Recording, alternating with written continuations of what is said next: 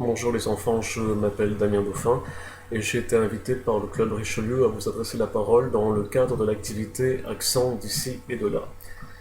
Comme vous pouvez le constater en m'écoutant, je n'ai pas un accent d'ici, mais de là-bas. Et là-bas, c'est le nord de la France, où je suis né et dont d'ailleurs je n'ai pas l'accent typique.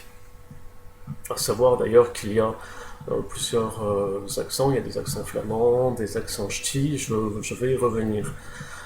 Je suis actuellement en stand-by professionnel en attendant autre chose. J'étais journaliste à l'Académie Nouvelle pendant presque 2 ans et auparavant j'ai été vice-consul de France à Moncton pendant 3 ans. On m'a demandé de vous parler de ma vie de diplomate français en Acadie. Alors, qu'est-ce que je peux bien dire sur ce sujet? Euh, D'abord, comme chef de chancellerie, j'étais surtout en charge de l'administration de la communauté française, c'est-à-dire des Français qui, comme moi, sont venus s'installer chez vous, ici au Canada Atlantique, et dans le sud-est du Nouveau-Brunswick, pas seulement toute la province, également l'île du Prince-Édouard, la Nouvelle-Écosse et Terre-Neuve et Labrador. Donc, principalement, j'étais en contact avec des gens de ma communauté. Ce qui fait que, quel qu'il soit, je n'ai pas perdu mon accent. Alors, c'est quelque chose de très amusant parce que quand je parle à des gens d'ici, on trouve évidemment que j'ai toujours conservé un accent continental, c'est-à-dire un accent qui vient de France, mais quand je parle à des amis français, par exemple, on me dit que mon accent a pris des inflexions, des sonorités étrangères. Alors je sais pas comment on peut appeler cela, peut-être qu'on peut dire que j'ai un accent qui a subi plusieurs influences, des métissages, voilà, un accent métissé, un peu international, donc très indéfinissable finalement. Et dans l'exercice de mes fonctions, j'ai aussi rencontré des Acadiens, des gens qui parlaient le chiac à Moncton, d'autres qui parlaient un français un peu plus pur, si on peut dire ça comme ça. Ma première rencontre a été avec la Fédération acadienne de la Nouvelle-Écosse en octobre 2007.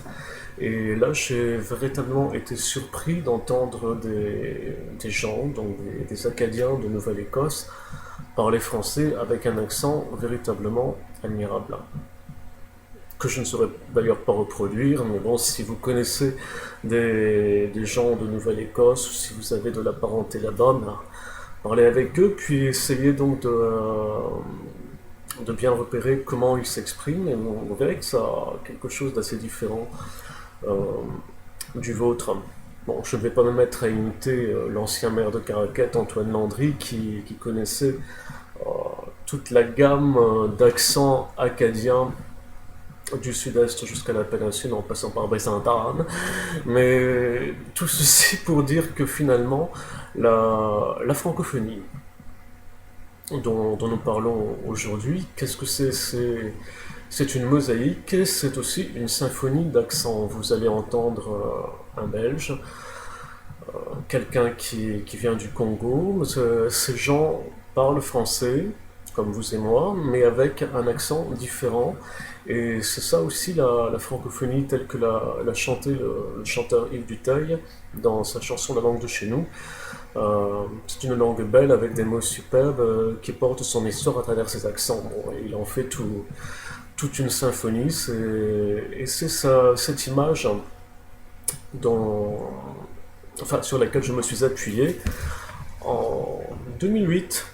En août 2008, lors du festival acadien de Caraquet, j'ai été invité à présenter un film français qui s'appelle Bienvenue chez les Ch'tis et qui a été tourné en partie dans mon coin de pays, enfin dans le département où je suis originaire, donc Bienvenue chez les Ch'tis, voilà, et avec Danny Boone ici, puis Cadmerade là.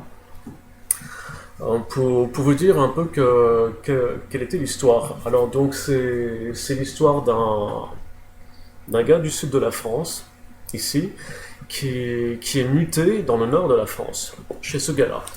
Bon. Et en France, qui finalement est un très petit pays parce que il faut se rendre compte hein, des disparités géographiques. Là, je vois une petite parenthèse pour vous dire que la ville de Moncton, par exemple, en superficie, est plus grande que Paris. Et si vous prenez une petite communauté du comté de Kent qui s'appelle Harcourt, comme on le prononce en anglais ici, mais qui fait écho au village de Harcourt en Normandie, ça s'écrit pareil. Eh bien, ce district de services locaux du comté de Kent, qui couvre un tiers du comté de Kent quand même, et qui fait 1540 km² pour, je crois, 415 habitants.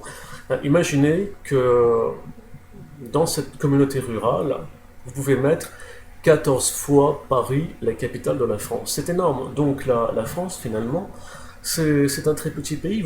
Je pense qu'on peut la mettre plusieurs fois dans la province du Québec. Je n'ai pas fait les calculs, vous voudrez bien m'en excuser. Mais donc, ceci pour dire que bien que la France soit un petit pays en termes de géographie, il y a une multitude d'accents différents dans le sud de la France. Le sud de la France, c'est pas pareil sur l'endroit où on se trouve. Bon, il y a l'accent de Marseille qui est le plus facile à imiter. Bon, c'est quelque chose qui sonne un peu de cette façon. Il y a aussi un autre accent plutôt basque du côté de Biarritz. Là, c'est le sud-ouest, donc c'est à l'opposé du front sud. Quand on remonte vers ce qu'on appelle le midi moins le quart dans l'Aveyron, il y a un autre accent aussi un peu plus chantant, également avec des cigales. Et en remontant, on trouve l'accent auvergnat qui est encore différent. Si on va dans le Dauphiné, c'est à droite, au milieu sur la carte, c'est autre chose. Il y a l'accent bourguignon. En remontant, en parcourant la route des vins, on tombe sur l'accent alsacien qui a des inflexions allemandes, germaniques, c'est aussi différent. Et puis il y a les accents du nord de la France, l'accent parisien, l'accent normand, l'accent breton, euh, tout, euh, toute une mosaïque d'accents, et même des accents nouveaux qui sont nés des flux migratoires, c'est-à-dire de la venue de communautés allochtones qui sont venues s'établir en France, notamment dans la grande banlieue parisienne, et qui ont créé une espèce de sabir complètement nouveau. Donc, je ne vais pas essayer de reproduire ça ici, je suis très très mauvais pour imiter les accents des autres. Bon. Et donc, quand j'ai présenté ce film, c'est ça que j'ai voulu dire. Finalement, bon, il n'y a pas un accent qui est supérieur à un autre. Nous avons des tournures de phrases qui sont différentes. Nous nous exprimons différemment. Antonine Maillet, qui a créé la Salouine et qui a obtenu le prix Goncourt en 1979 pour Pélagie la Charrette, vous dira que bon, l'Acadie a conservé des milliers de mots de la langue de Malherbe, et c'est vrai que quelque chose que j'ai découvert en venant chez vous, c'est que finalement, vous êtes un musée historique à ciel ouvert. C'est-à-dire vous avez conservé, c'est un patrimoine véritablement appréciable, des mots, des expressions qui avaient cours en France à l'époque des règnes des rois Henri IV et Louis XIII, et qui ont disparu de l'usage que nous en faisons sur le continent européen. Donc, finalement, c'est quelque chose que vous avez réussi à préserver. Et pourquoi avez-vous réussi à le préserver? Finalement, c'est le bon côté de la médaille, si on peut en trouver un, du fait que la France a perdu l'Acadie en 1713 suite au traité d'Utrecht qui a mis fin à la guerre de succession d'Espagne, et plus tard le Bas-Canada qui est devenu le Québec 50 ans après, à la fin de ce qu'on a appelé la guerre de 7 ans, et que les Américains appellent la guerre des Français et des Indiens. Donc Je pense que si l'histoire avait été différente, si la France avait conservé la maîtrise, pas conservé, elle ne l'a jamais eu véritablement. Bon, mais si la France avait géré sa colonisation de l'Amérique du Nord différemment et s'en était rendue maîtresse, alors peut-être que vous parleriez aujourd'hui un français différent, peut-être plus proche de celui que nous parlons en Europe. Mais ça, on ne va pas refaire l'histoire, c'est purement théorique, on est dans le registre de l'hypothèse. Donc, bienvenue chez les Ch'tis, pour comparer, c'est un peu comme si un Acadien de Moncton, parlant le chiac, mélangeant le français et l'anglais, ben, là, en fait, je pense qu'il faudrait inverser les choses, parce que dans Bienvenue chez les Ch'tis, c'est l'histoire d'un sudiste qui va vers le nord. Mais là, je verrais plutôt, si on en faisait une version acadienne, quelqu'un de la péninsule, qui s'imagine parler un français acadien très clean, descendre dans le sud-est, arriver à Moncton où les gens parlent chiac en mélangeant le français et l'anglais, et subir une espèce de choc culturel.